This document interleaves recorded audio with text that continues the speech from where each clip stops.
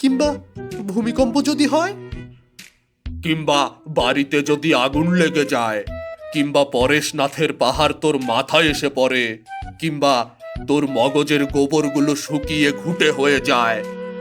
গল্পে মহাকাল। গল্পে মহাকালের আজকের আয়োজনে থাকছে ছোট্ট একটি নাটক, প্রখ্যাত শিশু সাহিত্যিক সুকুমার রায়ের লেখা মামা গো। কণ্ঠে আছি আমি দীপ্ত কর্মকার।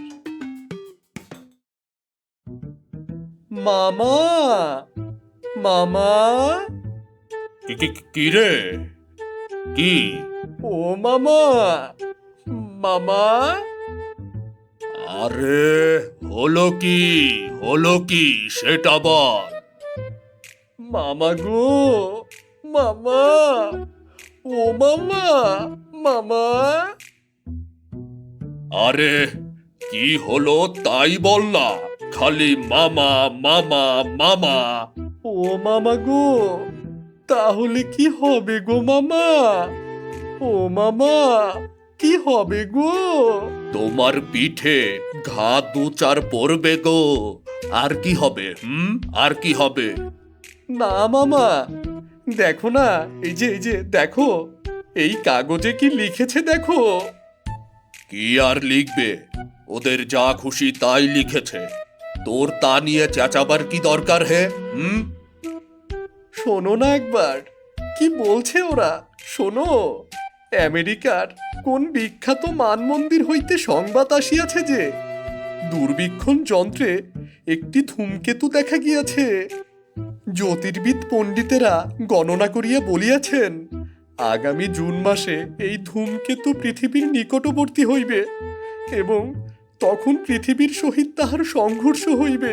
মামা, হবে তো হবে, তা চেঁচাবার কি হয়েছে? যদি ধূমকেতুর সঙ্গে ধাক্কা লাগে আর পৃথিবী যদি চুরমার হয়ে ভেঙে যায়, তাহলে তো মামা কি হবে তখন? আরে যা যা যা যা তো, কাচের পুতুল কিনা অমনি চুরমার হয়ে ভেঙে যাবে তাই না? যা। যদি ধূমকেতুটা ধুম করে আমাদের বাড়ির ওপর এসে পড়ে, কিংবা ভূমিকম্প যদি হয়, কিংবা বাড়িতে যদি আগুন লেগে যায়, কিংবা পরেশনাথের পাহাড় তোর মাথায় এসে পড়ে, কিংবা তোর মগজের গোবরগুলো শুকিয়ে ঘুটে হয়ে যায়। তা কখন কি হয় কিছু তো বলা যায় না। ওই তো গোবিন্দরও তো মামা ছিল, সে মামা গত বছর সর্দি গরমি হয়ে মরে গেল। মরেছে তো আপদ গেছে, তাতে হয়েছে কি? না, তাই বলছিলাম, ওই সেদিনও তো আমাদের জিমন্যাস্টিক মাস্টার পিলে হয়ে মরে গেল। তাহলে কে কতদিন বাঁচবে, কখন মরবে, কখন কি হবে, কিছুই তো বলা যায় না মামা। ওরে বাবারে, এ যে একেবারে বৈরাগীর দাদা ঠাকুর হয়ে উঠল দেখি। দেখ, কান ধরে এমন থাপ্পড় লাগাবো। ব্রজলালের বাবা যদি 1 মাস আগে মরে যেত, তাহলে সে কি ব্রজলালকে সেদিন অমন চমৎকার সুন্দর প্রাইজ দিতে পারতো বলো?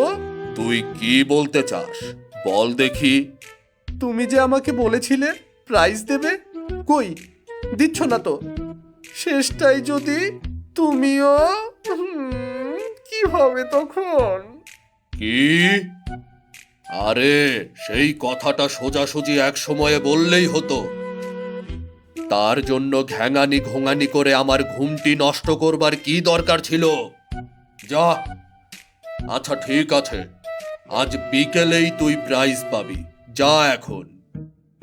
সত্যি মামা, সত্যি? আচ্ছা ঠিক আছে। আপনারা শুনছিলেন গল্পে মহাকালের নিবেদনে প্রখ্যাত শিশু সাহিত্যিক সুকুমার রায়ের লেখা ছোট্ট নাটিকা মামা গো। কণ্ঠে ছিলাম আমি দীপ্ত কর্মকার। আমাদের আজকের আয়োজনটি কেমন লাগলো তা জানিয়ে দিন কমেন্ট করে। আর কি ধরনের বাংলা সাহিত্য শুনতে চান তাও জানিয়ে দিন আমাদেরকে। ধন্যবাদ। দেখা হবে গল্পে মহাকালের নতুন পর্বে।